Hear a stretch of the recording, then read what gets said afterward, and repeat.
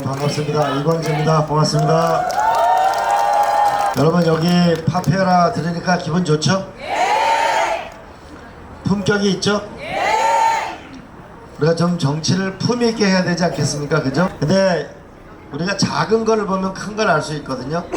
우리는 정치를, 새로운 정치를 얘기하면서도 작은 것 하나하나를 실천해 나가는 게 저는 새로운 정치라고 생각합니다. 그렇지 않습니까? 우리가 이런 유세를 하더라도 우리가 파피라나 이런 분들이 자원봉사자를 해서 뭔가 문화를 말하고 미래를 말하고 새로운 도전을 하는 게 새로운 정치 아닙니까? 그렇지 않습니까 여러분? 여러분 제가 안철수 후보 욕하는 거 봤습니까? 제가 경로당에 다니면 많은 그 국민들은 뭐라고 하냐면 제발 싸움짐질 하지 말라는 거 아니에요? 남 욕하지 말라는 거 아닙니까? 우리를 바보로 알지 마라. 우리가 다 안다. 너가 무슨 일을 할 것만 얘기하라는 거 아닙니까? 저는 이 나라를 사랑하기 때문에 미래와 희망만을 얘기할 것입니다 여러분. 저는 이렇게 생각합니다. 우리가 얼마나 이 분열된 나라입니까? 얼마나 국민들이 갈갈이 찢어지고 있습니까? 젊은 사람들은 일자리가 없어서 그냥 쉰다는 젊은이가 수십만 명이 되는 거 아닙니까? 우리가 얼마나 많은 노인들이 지금, 얼마나 많은 가난한 사람들이 비참하게 우리 곁을 떠나고 있습니까? 정치의 본질이 뭡니까? 뭔가 국민들의 가슴 아프고 슬픈 문제를 해결하라고 정치인을 뽑는 거 아닙니까 여러분? 우리 이제 분당답게 멋있게 합시다. 저는 희망과 미래와 대한민국만을 얘기하겠다는 것을 다시 한번 또 약속드립니다 여러분. 두 번째, 많은 국민들의 한국 정치의 문제는 무능한 정치를 끝내야 하는 겁니다. 무능한 정치를 끝내야 우리는 CEO의 능력만큼 회사는 성장합니다. 국가의 지도자의 능력만큼 국민의 살림살이가 나아집니다. 현재 이 나라의 대통령의 실력만큼 경제는 나아질 수밖에 없는 것입니다. 현재 이 나라의 경제가 없어서. 저는 분당 와서 깜짝 놀란 게 몇 가지 있습니다. 하나는 놀란 거는 제가 한 30여 차례 주민 간담회를 갔었습니다. 근데 제가 이래서 분당을 분당이라고 하는 거라고 알게 된 게 첫 번째가 8호선 시민대책위원회였어요. 저희 모란에서 판교까지 철도를 연결하는 거에 시민대책위의 활동이었는데 BC값이라는 게 경제적 타당성을 조사하는 겁니다. 그거를 하기 위해서 이 시민단체들 전문가들이 퇴근하고 나서 모여가지고 통풍구 숫자를 줄이는 것까지 해가지고 이거를 전철을 만들려고 노력하고 있어요. 그게 몇 년째인지 압니까? 10년째. 그런데 저는 무슨 수조 원의 돈이 들어가는 줄 알았는데 4,300억이라는 돈이 들어가는 걸 봤어. 왜 이럴까? 성남이라는 가장 전국에서 가장 잘 사는 도시인데 모란에서 판교까지 4,300억 밖에 안 드는 이거를 왜 이걸 10년째 못하고 있는 걸까? BC 값이 얼마 나오니까 0.79 정도 나온다고 합니다. 근데 여러분 원주 강릉간 철도는 BC 값이 0.27밖에 안 됩니다. 그런데 그 철도가 나와서 잘 다니고 있습니다. 여러분 인류 시민은 10년 동안 BC 값을 계산하려고 철도를 놔달라고 노력하고 있는데 10년 동안 이 문제를 해결하지 못한 무능한 정치를 청산해버립시다 여러분. 또 하나는 저기 가면 임대 아파트가 있습니다. 노무현 대통령이 여러분 집값 살기 어려우니까 10년 동안 임대를 하고 난 다음에는 여러분이 집이 됩니다 라고 했어. 근데 집값을 3배 이상 비싸게 받았어요. 그리고 코로나가 오고 금리가 올라가니까 이자를 높게 받고 있어요. 10년 살고 난 다음에 집을 팔려고 보니까 양도소득세가 너무 비싸요.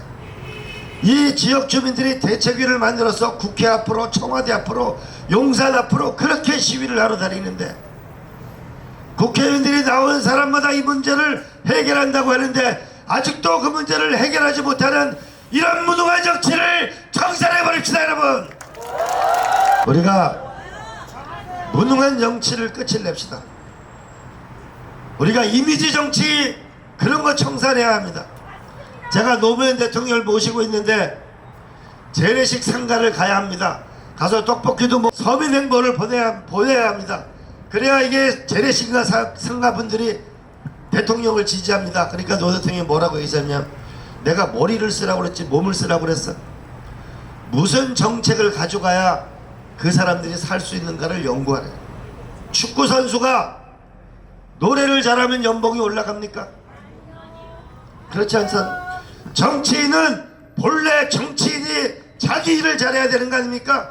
지역 문제를 해결하는 거, 일자리를 내리는 거, 그런 정치를 우리가 새로운 정치라고 생각하는데 어떻게 생각하십니까, 여러분? 청와대를 좀 줄이는 문제를 또 얘기가 있었어요. 그러니까 경호실에서 이거 청와대를 줄이면 안 된다고 여러 가지 이유를 드리니까 노무현 대통령이 이렇게 얘기했어요. 가방 크다고 공부 잘하냐? 우리가 이제 이미지 정치 시대를 끝납시다. 정치인은 연예인이 아니고 일하는 사람이고 국민의 심부름 끓이고 국민의 눈물을 닦아주는 사람이고 미래를 만드는 사람이고 희망을 만드는 사람이라는 것을 이번 분당에서 확실하게 보여줍시다, 여러분. 여러분, 정치는 혼자 하는 것이 아닙니다. 나 홀로 정치를 해서는 절대 한 발짝도 앞으로 나갈 수가 없습니다. 대통령도 혼자 할 수 없습니다. 이번에 의대 정원 문제를 보면 절대 대통령 혼자도 나라를 끌고 갈 수 없습니다. 여야의 힘과 국민의 마음을 모아야만 정책은 앞으로 나갈 수 있습니다. 그렇지 않습니까, 여러분? 그런 면에서 저는 함께하는 국회의원들 모임을 만들어낼 것입니다. 그래서 첫 번째로 3호선 문제는 수서역 6만 5천 평의 문제를 어느 시가 낼 것인가.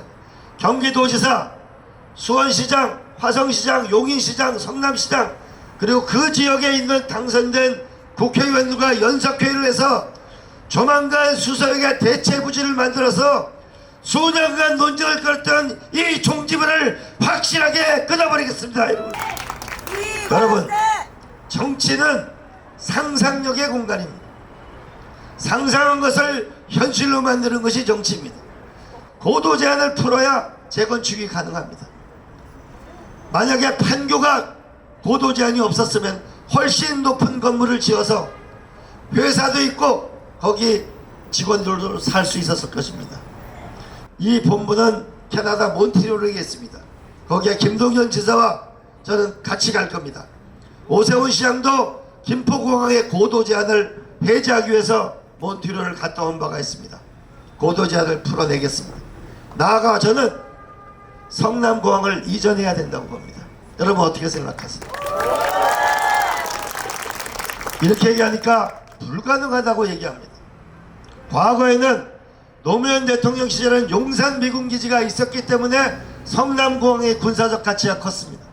그러나 이제는 평택 미군기지는 세계 최강의 미군기지가 평택으로 옮겨갔습니다. 이명박 대통령도 저건 대통령이 쓰는 거기 때문에 옮기는 게 가능하다고 얘기하고 있습니다. 여러분, 파주에 있는 LCD 공장도 군부대를 옮기고 지은 것입니다.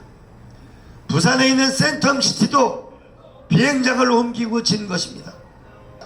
대한민국의 새로운 혁신경제 엔진을 만들려면 저 성남공항을 이전해서 우리의 직장과 주거가 함께 있는 새로운 미래를 꼭 만들어 나갑시다, 여러분.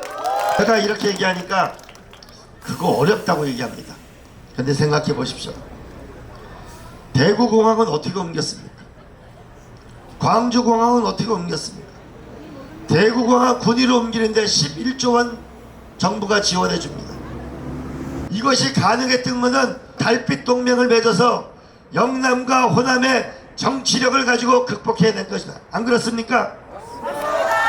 저는 성남공항 이전을 우리의 미래를 위해서 확실하게 여야의 힘을 합쳐서 확실하게 옮기고 해결해 나가겠습니다, 여러분. 산업화 민주화에 이 나라의 갈 길을 잃어버렸습니다. 그런데 이 산업화에 지탱 국가가 됐는데 경제 성장률은 계속 떨어지고 있습니다. 경제 성장 없이는 이 나라는 앞으로 절대 나갈 수가 없습니다. 두 번째로는 국가는 지탱 국가가 됐는데 국민의 삶의 질은 36위입니다. 집 사는데 26년이 걸리는 나라가 됐어. 영국 런던이 8년이고 일본이 10년. 애 대학 졸업하는데 3억 7천만 원이 들어갑니다. 애 결혼시키는데 전세 보증금을 내야 되니까 2억 7천만 원이 들어갑니다. 새로운 희망을 만들어야 합니다. 저는 산업화 민주화 이후에 새로운 대한민국의 미래의 희망을 이곳에서 만들어 내겠습니다. 여러분, 처음에 왔을 때는 나오면 떨어질 텐데, 근데 많은 분들이 나와줘서 고맙다고 얘기했습니다. 그런데 제가 나오니까 저도 깜짝 놀란 게, 여기가 옛날 노무현 대통령을 사랑했던 노사모가 제일 전국에서 강했던 곳입니다. 노사모 분들이 모이기 시작을 했어요. 정익해서. 그 다음에 이재명 후보를 지지한 사람, 문재인 대통령을 지지한 사람, 김대중 대통령을 지지한 사람들이 여기 지금 모여서 점점 모여서 우리가 커져가고 있습니다. 그러다 보니까 꼭 되세요. 점점 늘어나면 요새는 꼭 이겨주세요라고 그러면 앞이 꼭자가 하나씩 자꾸 붙고 있어요.